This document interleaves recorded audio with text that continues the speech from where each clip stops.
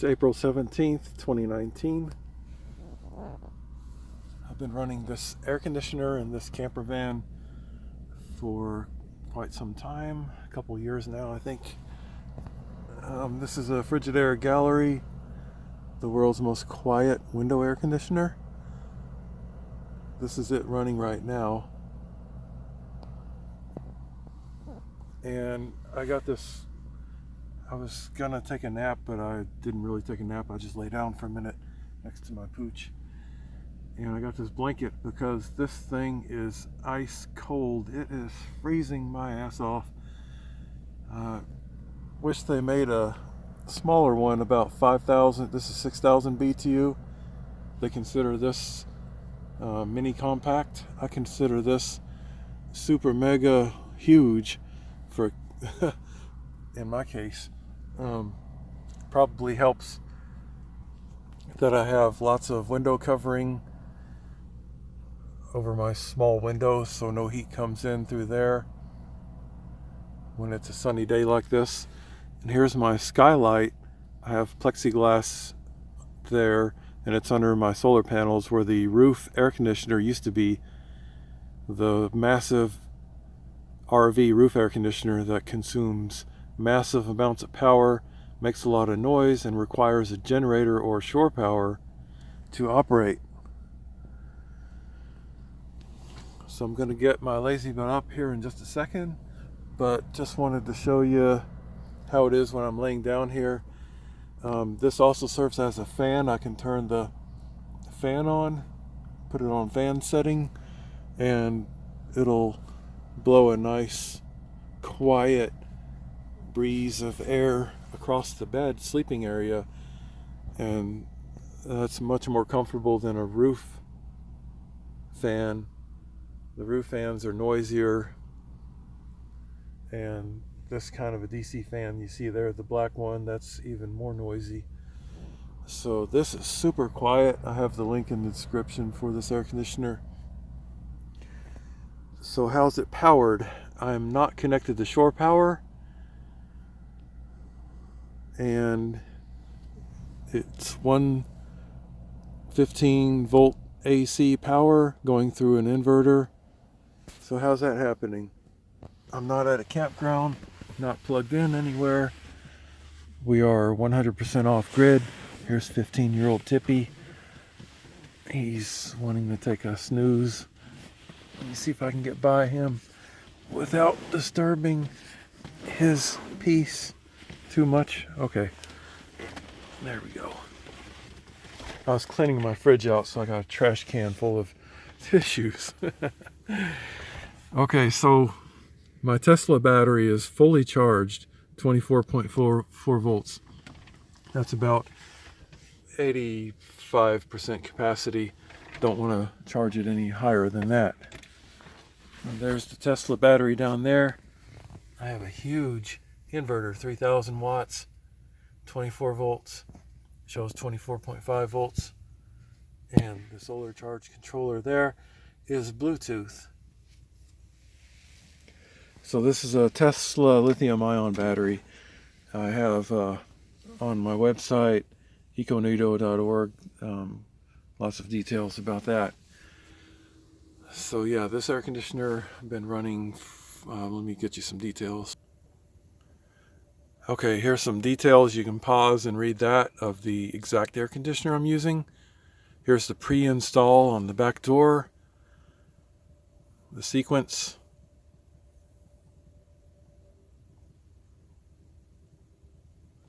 And here's my receipt. So okay, I got it at Lowe's, and that's been since, pretty good, pretty much 2 years exactly. April 29th, and this is April 17th. Well, this is when the order was placed, so maybe I received it around early May, a couple days after this, April 29th. Energy Star 6,000 BTU. There's the exact model ID and how much it costs. It still costs about that much. And that's where I installed it, and Washington, Utah area 2 years ago. It's probably the most successful solar-powered air conditioner in a vehicle as far as efficiency and how quiet it is and all that. It's not the first one. There's been a few other people who installed generally a 5,000 BTU air conditioner through the back door of usually a junky van. But this is probably the best one at this time. Let's go outside and see what's going on out there. Oh, it's so hot. I'm gonna have to put a hat on.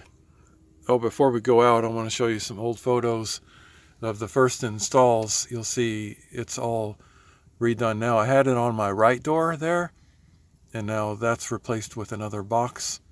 And the solar panels, I had 2 fans on top I was experimenting with, and got rid of the back one and put a plexiglass skylight there instead, because the 2-fan system was not really working anywhere nearly as much as I thought it would.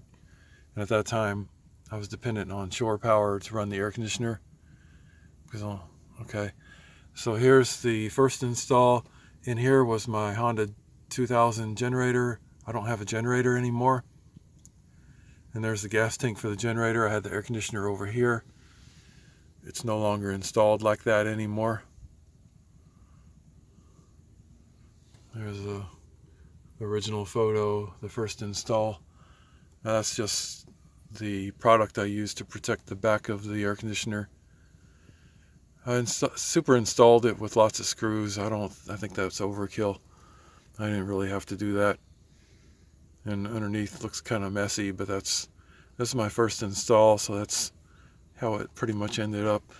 The Energy Star guide for it, 2.2 energy efficiency ratio. I don't really put much weight on Energy Star as much as I do what is the EER. That's the main thing to look for. Make sure it's 12.2. So the air conditioner is running, and so is my fan. I don't have to worry about energy consumption. This is all free from the sun. So, in a house on the grid, to have the fan and the air conditioner running at the same time, the outside fan bringing outside air in, would be kind of wasting energy. But in this case, I like both because it just brings in some more fresh air that way. And temperature, this is pretty accurate. It says indoor 81, but because the humidity is so extremely low here in Vandenberg Air Force Base, California, it's comfortable. It's very comfortable. If I make that setting, now it's on 74. The reason why back there it says 74 and here 81, because it's warmer up front than it is back there. That's pretty chilly back there where I started the video, because at 74 degrees with that humidity is kind of chilly actually. So that's why I had the blanket over me back there, and way up here where I have some heat coming in through this window and all these electronics running.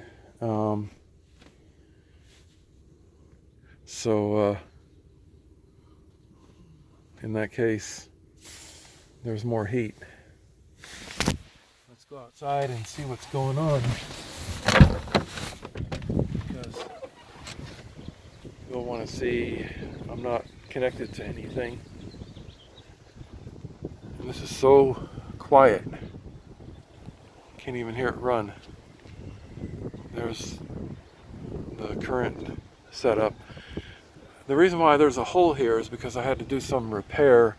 This, it's actually not running the air conditioner right now, because this is the fan. I had to try to troubleshoot what was causing a clicking noise, and I ended up breaking one of the blades, and I re-glued it back on, trying to get in there and fix it. And after tearing everything apart, it was actually just a little piece touching one of the blades that I was able to push back. This is just a protective cover to keep people from pushing their finger and damaging that area there.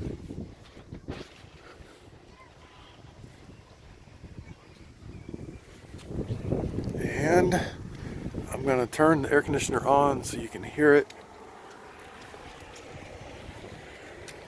Okay, I'm back inside. Right now it's just the fan running, which is a different blade towards the front than what you heard. So let's turn this. So it kicked on. I can see the negative amperage. That is the amperage flow after I'm getting solar. So it should normally be about minus 30, but because I'm getting so much solar in, it only reads at minus 7 amps. So I set at 70. We should be able to see outside the blade turning. By the way, this air conditioner is rated at 41 decibels. You can't even tell it's running unless you really try to listen to it. And I see it vibrating just a tiny bit. That's because of the repair I did on the blade. Causes a slight vibration due to the imbalance, but I still don't notice. It's such a super quiet air conditioner, and it's always windy on Vandenberg Air Force Base. That's just stealthy quiet. If anyone walked by, they don't even know the air conditioner is running. I do have shore power and electric vehicle charging station power in as options, but I don't need these anymore with that Tesla module, and due to having 540 watts of solar, a tiltable panel I can tilt towards the sun. And just in that short time, it's already getting very cold in here. The 6,000 BTU, that's just too much for this van.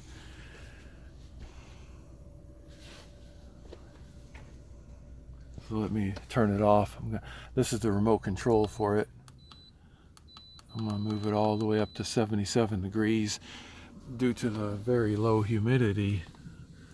Now it's comfortable. There are many air conditioner options you can choose from. I have spent a lot of time researching what would be the most practical for a small space, and it would be this Frigidaire. This one is really the best by far, mostly because of the low decibels, 41 decibels. I'm not sure what speed 41 decibels is. I assume that means the low speed, and maybe it's up to 43 or 44 decibels at a higher speed. And also the 12.2 EER, which is the maximum efficiency for a window unit today. There are some DC air conditioners and split systems, but they are a lot more expensive and are going to be higher BTU, except for some of the DC ones might be a lower BTU, but based on my research, they're going to be a lot noisier, a whole lot more expensive, and a crude install with potential. They just don't. I don't trust them. I don't think they're going to be as reliable as this. You just can't go wrong with Frigidaire brand. So again, this little 6,000 BTU window unit is very comfortable, very quiet, inexpensive, $250 compared to a split system or a DC air conditioner that's super cheap. Not as cheap as a 5,000 BTU. I don't recommend 5,000 because it's going to be a lot noisier, and it will be smaller though. 5,000 will be smaller, but the noise is just going to be substantially more, and that's just not going to be comfortable at all. This Sprinter van door has been able to hold this up really, really well. I think it weighs around 50 pounds or something like that. And I have even more added weight on the door with the items in those boxes. Have no problems with the hinges whatsoever. So I think this would be fine on pretty much any other van door too. It's kept him comfortable for 2 years.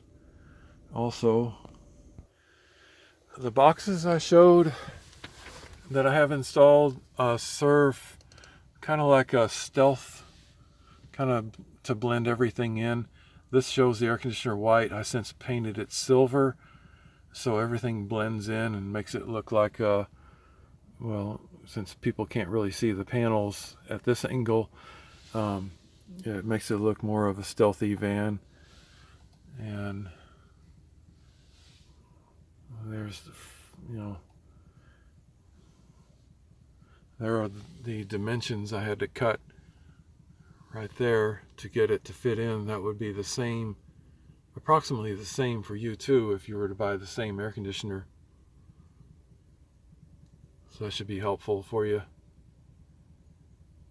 The reason I did this is so that I have something to screw into the air conditioner, which that's going to void the warranty of the air conditioner for sure, unless you buy it from Costco, which they'll take back nearly anything. Actually, Lowe's and Home Depot pretty much take back anything too in a lot of cases. Sometimes they won't. It just depends on who's at the customer service desk. But obviously I never had to take mine back. If you get this model and there's a clicking sound, you're just gonna reach a little rod in through the top and push this little a coil or something away from the fan blade. That's all that is. You don't have to take anything apart like I did, because at that time I didn't know what the cause was. So it's down here. Here on top, you'll put a rod in right here and just push some part away from the fan. It pushes away real easy, and that's it, if it ever clicks. I think the reason why mine was clicking is because I relocated it from the right door to the left, and that causes a lot of stress on it. A lot of wiggling it around and pushing it through the hole and all that twice was kind of stressful for the whole thing. And so I think that's what caused it, so you shouldn't have any problem. Oh, look at Tippy underneath the van.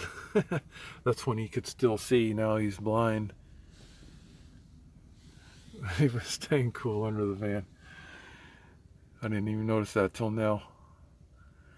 All right, let me know if you have any questions. I hope this is going to be helpful for you to stay comfortable during the hot summer, whether it's low humidity or high humidity. This air conditioner will be really nice for you whenever it's hot, especially if you have a lot of windows in your van, which most do. This one, I like my windows small and high. There's very little heat coming through this one right now, but if I had a real big window here, then that could be some problem with noise and thermal insulation.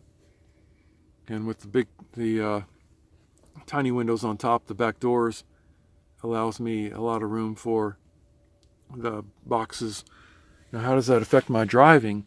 Well, as you can see, I have the whole back end blocked off completely.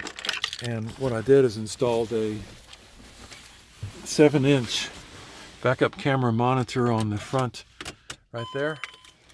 So when I turn the ignition on, since it's wired into the radio, it's wired into the radio because the radio has an antenna up in here in the wire.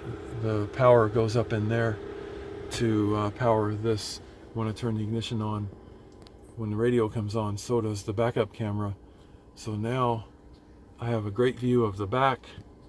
These days you can probably get one that's even wider angle than this. And with the Sprinter, the lower, that little tiny lower mirror down there especially, I can see the whole side view of the van. All the blind spots I can see really well on both sides of that little mirror right there. So I don't need to look in the back. These are my curtains. Since we're talking about cooling, it may be helpful for you to see. I just have these blackout curtains with the white side facing out. I screwed them in there, and there, and have magnetic attachment here with rare earth magnets on both the curtain and there. It's just taped with Gorilla Tape. The magnets are.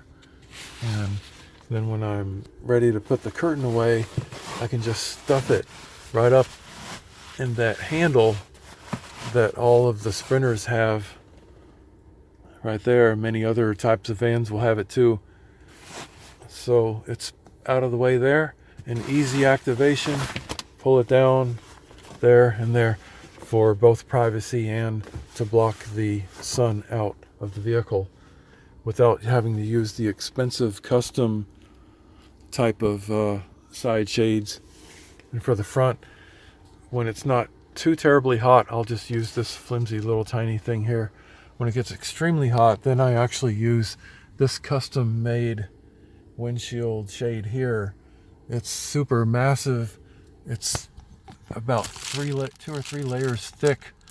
This is that Reflectix insulation, and so that will run across the entire front window and cover it completely. There won't be any visible light coming in when I put this thing up. That's on really hot days when I'm faced in the sun. So generally when I park, I try to park with the back end facing where the sun's going to be setting for the day, so that the front end will be mostly shaded. When I first started living in this full time, when I had the Honda generator and the solar panels weren't that effective for cooling the vehicle, I would always seek somewhere shady to park. But the problem with parking in the shade is lots of debris falls on the vehicle, such as bird droppings and tree sap, both of which are devastating to a vehicle's paint. And so I was always cleaning, especially the front hood, getting tree sap and getting leaves out of the front, out of that fall in there where the wiper blades are, lots of leaves. So now my lifestyle is drastically improved, where I no longer have to hunt for shade. And in most places, there's by far more sunny spots available than there are shade spots. So I don't have to try to go to the park as soon as they open up so I can get the shade spot before somebody else does. Actually, now I can go anytime I want, because there's most people are going to want to choose the shady spots, and I got the sun for my comfort. So now it's more comfortable in the sun than it is in the shade, because of the solar powered air conditioner works best when I need it the most. That's the catchphrase I like about my solar powered air conditioner, is that it works best when I need it the most. And that's true. Very, very true. So I was getting at with the parking situation. Yeah, when I park in the sun, now there's a disadvantage where there's more heat coming through the window. So I can either put my shades up. I have these magnetic ones that I made. I custom made those. Really easy to put that up and block the sun, which I'll leave that there now, because now from 3:30 to 6:30 the sun's going to be coming through this window, and maybe I can undo the back ones because the sun's changing position. Oh, the baby woke up. And so, but with this air conditioner, you can have your windows exposed, like to the sun coming in and warming your vehicle up, and this will just run more. So it's your choice. You can either block the sun from coming in and have the air conditioner run less, or if you want your view, go ahead and let the sun come in, and that's going to run more. And since I did a inverter upgrade to 3000 watts, that's that thing behind the keyboard. Keyboard shouldn't be there because the inverter needs to ventilate better than that. Since upgrading to that inverter, I don't hear the inverter come on. When I had a 1500 watt inverter, I would hear the fan come on every time the air conditioner comes on because it would put a lot of stress on it. So I recommend a large inverter like this also. 3,000 watts is perfect. Not too big, not too small. And it'll also let me run my induction stove, which is also solar powered. Everything in here is ultimately solar powered, even at night, because at night the previous day solar energy has been stored in this Tesla module the whole time. So it's all coming from the sun. This is all sun powered, and I like it. It's working great. Let me know if you have any questions, and I'll always be updating the website with improvements and more details. And so if you benefited from this and liked it, click on all the little buttons below. That helps out. All right, have a good one.